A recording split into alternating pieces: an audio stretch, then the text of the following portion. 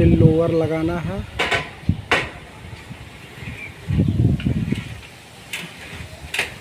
और ये फ्रेम पूरा कटिंग करना है।